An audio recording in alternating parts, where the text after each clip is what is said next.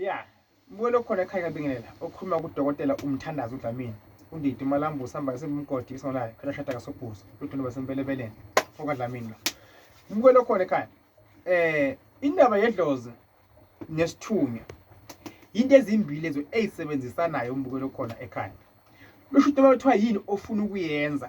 kumele ukuthi idlozi lakho noma isithunywa sakho leyo nto leyo kuhambisana nani nale mimoya esuke ikuwe esuke iphethe it's either kuhambisana nani nedlozi lakho noma nesithunywa sakho uma kungenjalo uzobe phambane konke lokho uyakwenza ngoba kona kusuke kuyinto oyenza esukela kuphi emqabangeni wakho okuyinto uthi mawuyenza uthana ufuna njani ikuphumelelise ube kahle ngokwempilo kanjani kepha ndasigubhu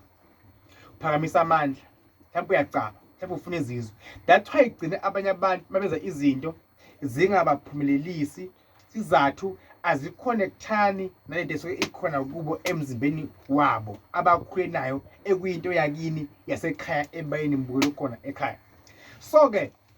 kudinga ngathi wena into ungayihlola uzihlole futhi nawe ukuthi le engikwenzako lo engilandile kuyahambisana yini nale mimoya mina enginayo ngoba idlozi linamandla isithunywa sinamandla mbukelo khona ekhaya asimukeli noma ngabe yini singayimukela solang okwamanje kodwa emva kwesikhathi ziyophenduka izinto zawujika izinto kwashoshongwe nekhuphuka mbukelo khona ekhaya so yazi ukuthi uma unesithunywa nedlozi yonke into ofuna ukuyenza mbukelo khona ekhaya yibike kubantu abadala bangasekho emhlabeni ngoba sasa kuzenza njani unganoxakeka uyithukuphi useyinkingeni ngento osuke wayenza ngesinqumo osuke wayithela sona wena mbukelo khona ekhaya inkosi ibusise okhuluma kudokotela nomdinga uyithi impumalanga God bless you I love you